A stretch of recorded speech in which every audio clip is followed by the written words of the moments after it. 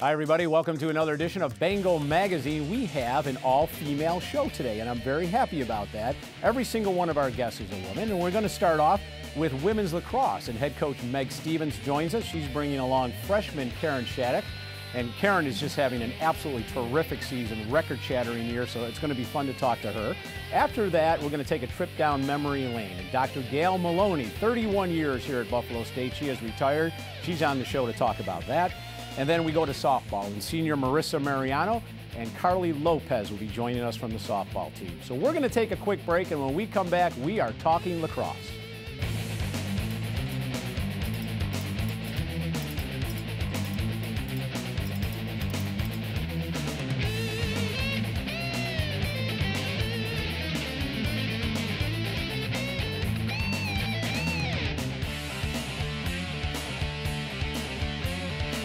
Hi, everybody. Welcome back to Bengal Magazine.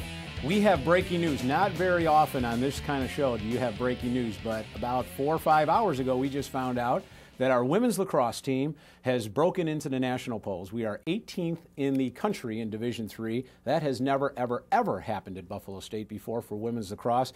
And luckily, we have women's lacrosse joining us. Meg Stevens and Karen Shaddock, thanks for being. Meg, you must be absolutely pumped up. It has been pretty awesome. You can't complain with a season going 15-1 and finally breaking into the national polls. Well, you know, and you've got to, I think, you've got to look at the history of this program and where it's come from, and so much of it is credited to you. But from the depths of really women's lacrosse to now in the national rankings, it just has to be very gratifying for you especially, and you as a player. It's been a lot of fun. I've had a wonderful group of team members throughout the years and girls that have believed in what I've been talking about in the recruiting process and in everything else. I've always come at us that we're the underdog. We're the one that nobody expected us to be big. And it's fun for that to kind of come to fruition. Sure. And it's been fun to see it grow, but that's the work of a lot of girls through the years. And this year's team is definitely the payoff team, but a lot of girls have made this possible. And great staff, great girls, great support have made it happen. Karen, you are a freshman and with a 15-1 team right now that lost its opener and then has run off 15 straight wins. Could you have believed something like this kind of dream season would have been possible when you came to school back in August and September and you guys were just talking about this? Well, all the older girls have kind of pushed us freshmen to work hard, and like this could be the year. And so it's kind of just been like an expectation for us. Like we go out every game expecting to win and pushing to win. I think it's interesting what she just said, that the program has gotten to that point where wins are now expected. It's definitely changed, the talk in the locker room, some of the ways we approach games, the way we've gone through the process. It's very different. It's different this year than it was 7 years ago. Mm-hmm. Some of the, last weekend was our alumni weekend, talking to some of the girls that started here, and now the way that we talk about things, it's changed. The culture has changed. Who we are and what we're all about. Some of our core philosophies have stayed the same, but the girls this year and the way we're handling things is very, very different. Let's go back a little bit into the season and trying to pick your brain a little bit. I'm sure you've looked back on this year, but I look at, you do your homework for a show like this and you see that first game of the season against Union and a loss, and then you see all W's down, but then you kind of realize that was the 8th ranked team in the country. It was your season opener. Did you sense something really good after that game from how the team played in that game? We knew we had something pretty good. It was another one of those games where we ended up coming back. What the girls have showed this year is an amazing ability to come back and that refuse to lose attitude. And we saw bits and pieces of that very early on in the season. This is also a group of girls who was up at 6 a.m. in our fall season and running double sessions. And I've asked this group in particular to work harder than ever before. So I think what you see in practice and off the field is just reflected on the field. Right. So the wins have come and it's been great and great character. It's hard almost to think about even today being 15-1. Yesterday after we finished our in-conference game, we're back to 0-0. Yeah. I think it's all about staying focused, and the girls this year again have been really good at staying focused. Enjoy the win, but we've got more work to do. Well, obviously, to your left is an incredibly important part of this season. A freshman, 42 goals, 72 assists, 114 points, record-breaking numbers. And Karen, you came from Corning, and I know you came with your best friend, Kendall Clarkson, who's our third leading scorer. Why don't you take us through that whole recruiting process and why Buffalo State? Well, actually, Kendall was looking at other schools, and then we came up here. I know. We came up here together because Coach RC coached us when we were younger on a travel team. And as soon as we left, I came with her parents, and we told her parents, this is where we're going to be. Like, this is where we have to play. That's great. And Coach really gave us the whole underdog speech, and that's exactly the team that we belong in. How about that? We want to work hard. Coach RC is Renee Carlinio. Yeah. Why don't you add your little 2 cents into the whole process here? I've had an amazing staff, Ryan Lynn and Renee Carlinio. Obviously, you can't do it as a head coach. You can't do it without an amazing staff. Returning the same staff this year was big. Obviously, Renee and Ryan are big in the recruiting process and getting girls here who we know would be a big fit and a great fit. And I'm so specific with who we recruit and what type of player we want here. And Karen was the perfect fit with all of our girls. We're looking for a specific type that wants to work hard, that still believes in that underdog philosophy, and that understands that we've still got something to prove and wants to work hard. But I think the biggest piece of it is the family piece. Yeah. And we want girls that understand that piece. The lacrosse is extra. It's like an added bonus. That's all great, and we're so happy you're here. But I look at these numbers and I go, holy cow. I mean, and for a senior, they would be mind-boggling. Did you have a feeling you could put up these kind of numbers your freshman year in college? No, and the numbers really don't mean a lot to me. I guess it's great that I am leading in points, but really someone's got to do it. Yeah, at the end of the season, it's not really who scored the most, Right. who assisted the most. It's where our team went, and if we win that championship. And that's a great attitude, obviously. You want that. And yet, you've got to have players put up numbers, I mean, in order to get the W's. Did you see these kind of numbers in her when you saw her on the field? Seeing her on the field, and I've actually had an eye on Karen for a number of years, but really watching her come about, I don't think anybody realized what kind of untapped potential that Karen was, and she really was untapped potential. The attitude is definitely what makes her the full package. Believes in team, believes in it's not about me, it's about we. And that is an unbelievable thing. But Karen also puts in the extra. Karen has been here before and after practice and asking for extra shooting sessions and does the little bit extra and just understands it's team. And I think the biggest point numbers that I always say are bigger assists. Right now, Karen leads Division III in assists. Wow. And that's a big thing. That's not how, that's not me as an attacker. That's how can I help my team, Sure. and that's what helped us, and that's where we are, why we are. Let's move to the tournament because that's important. And by the way, the tournament is hosted at Buffalo State this Friday and Saturday. Friday, the Bengals will play at 12:30 against Geneseo, the number 4 seed, and then after winning that game, moves into the championship game Saturday at 1 o'clock, and those are both at Coyer Field. So we hope to have a big crowd out there for those games. Let's talk about Geneseo. Your opponent Friday played against Geneseo during the regular season, kind of early in the season, if memory serves. Won, obviously. You're on a 15-game winning streak, 11-10. You had to score the last 5 goals to win that, but that gets back to your never-die attitude that you had talked about before. Talk a little bit about that game and what you can learn from that game going into Friday's game. Geneseo's a great opponent. Geneseo, Carly is the coach there. Carly was a teammate of mine. And so we have a little bit of a long-standing rivalry. I know that she is very good at what she does. I think the Geneseo game for us, as we've watched lots of film, obviously, in the last day and a half, knowing that would be our opponent, that was a character game for us. That was an impressive game as far as coaching staff was concerned. We didn't play well. We didn't play well for the first 45 minutes of the game. A timeout was called, and that's the first time we really, really saw the girls come together. It had less to do with coaching staff and more to do with the team. We will refuse to lose this game. And what they rattled off in 5 goals in just under 13 minutes was pretty unbelievable, but that was a character game. This Friday is going to be, I always say it's any team, any given day, but our girls need to expect to win, but we're going to need to put our best performance on the field. We need to start. The conversation we had yesterday again with them is there are no more underclassmen on the field. Right. You all have to play in championships like upperclassmen, and it's play hard but play smart. And I think when we bring that, I think that's what we need to win. I'm going to tell my producer I'm going to go over just a little bit because I want to get your insight on that. Did you feel that was a game where you sensed the ladies coming together and saying, we should not be losing to this team, we will not lose to that team? Yeah, definitely. I got a yellow card, and I was out when they started the comeback. And it was hard to watch from the sideline, but you could just see it in everyone. Even on the sideline, you could hear it on the sideline. Wow. And we were just ready to win the game. Well, what a fantastic attitude. That game again, the SUNYAC tournament games are Friday and Saturday. Buffalo State playing Friday at 12:30 at Coyer Field.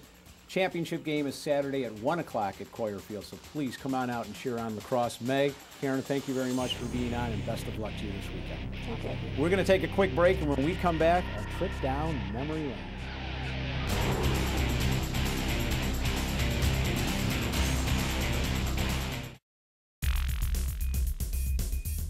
Well, we're back. We're going to take a trip down memory lane now with Dr. Gail Maloney. Gail had served Buffalo State Athletics for 31 years until retiring 3-4 weeks ago.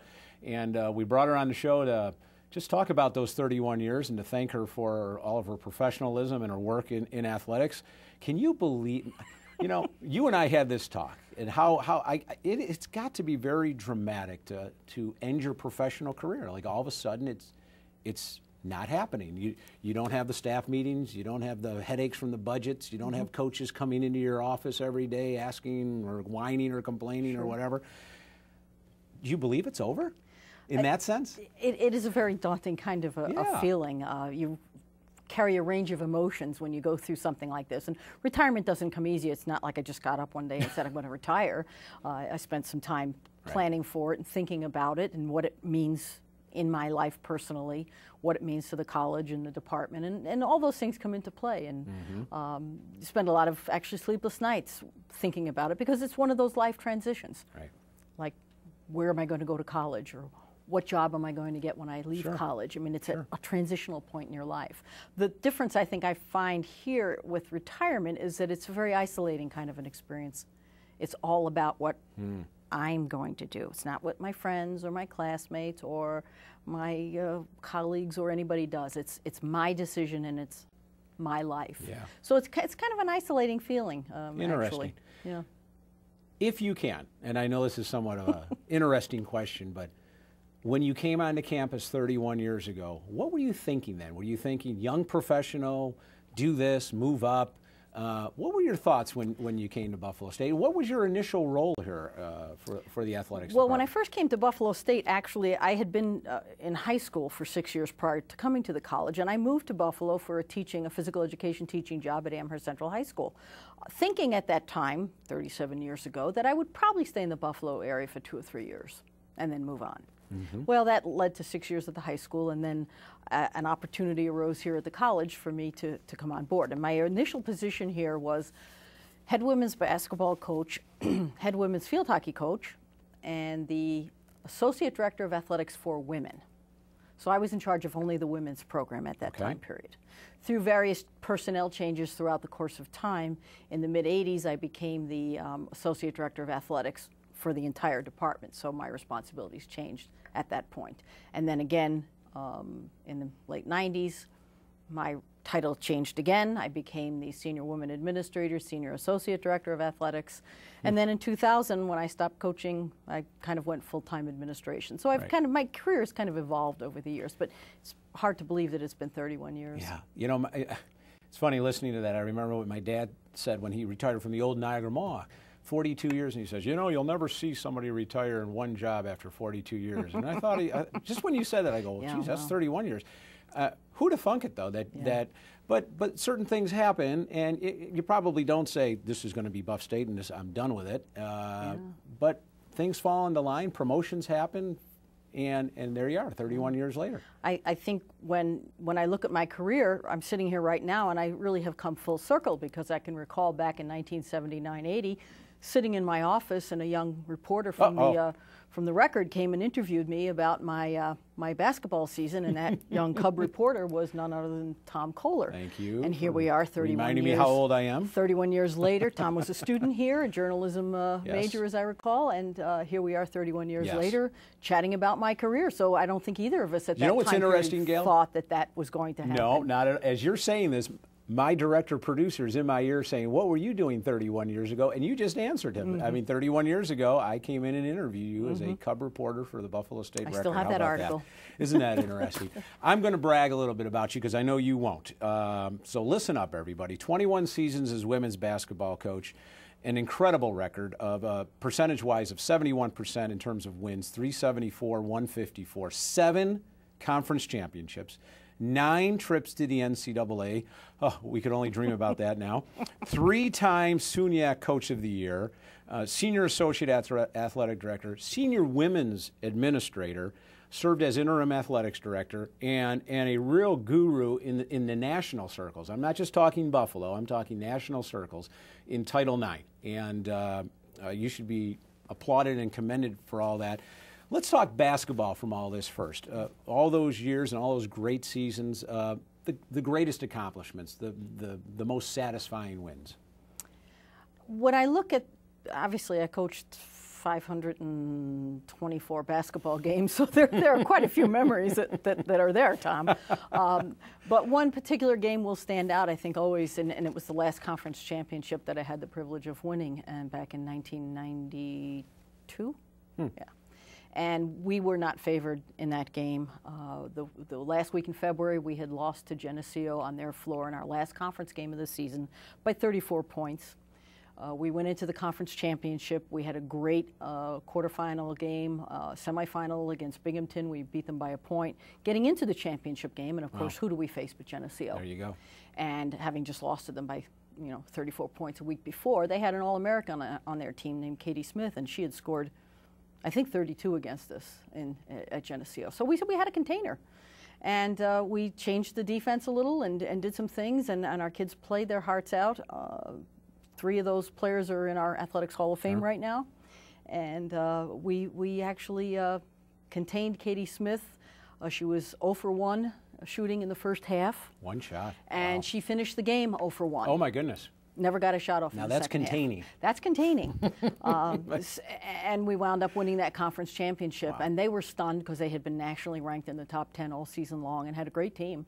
And we just put a game plan together, and it was just one of those moments that you have and you say, wow, man, this is fun. How about that? This is fun. Gail, thanks so much for coming on. I wish we did have the 4 hours to spend. It was great visiting with you, and we'll bring you on board again to see what you're doing in your retirement. Yeah, very excited about playoffs this weekend. Absolutely. And good stuff going to happen. Well, speaking of which, we're going to talk more playoffs because softball is in the playoffs too, and they're going to be joining us after this quick break.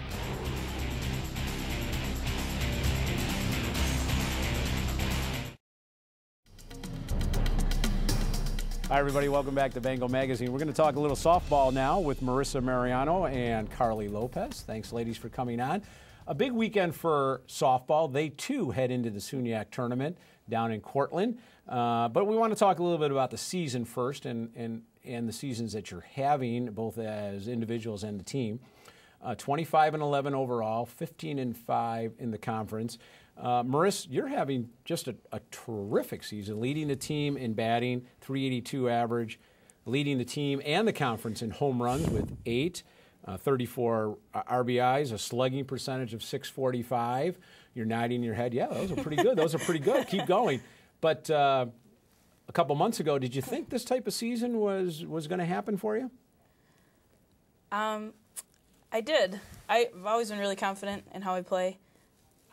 This is the first year I've really been given that full opportunity where I knew that a coach had all that trust in me that I could do it. And I think that helps a lot with the mental game. And, I mean, I've always batted like that in summer ball, but the deal with summer ball is you're so relaxed and you just go out and play to have fun. And I've never done that until this year. Right. So I sort of could feel that it was coming and Interesting. Just staying consistent. Yeah, you talk about the confidence factor, and we mentioned it off air that last year, your junior year, you were batting around 260, 270, and now jumping up to 380, but it gets really back to playing time and confidence, not only in yourself, but how the coach has confidence in you. Yeah. Do you I noticed one thing that you do at the plate. Now, I told you earlier I coach my daughter in travel softball, but you before you hit, you get in the box and you kind of point the bat toward the pitcher, then bring it back, and then I thought it was a timing mechanism, but you're telling me it's really not. A little bit. It has to do both with where your hands are and with visualization. Obviously the mental game part, I'm a big fan of visualization. I always look to left center. Okay. And if you look, that's where I think 7 of my 8 home runs have been, is to left center field, because I look out, I think it's intimidating, whether it is or not to the pitcher, and I look out into left center field, and then I bring it back. Correct. But as far as mechanics are concerned, when you bring your hands back, they're right where they need to be, instead of if you start on your shoulder sometimes, what you do is they're either too low or they're on your shoulder, or you bring them too high, and you sort of lose control of where your hands go. But if you have the same routine every time, right, you come right back to the same spot. So they're in the right spot. So let's keep going with this lesson, because my daughter's going to listen to this. My 13-year-old. I can't. I'm coaching against her. She has her hands up high. That's right, you are. But you're saying here and then boom, lock and go. Right, well, there's nothing wrong with having your hands high. My hands are high.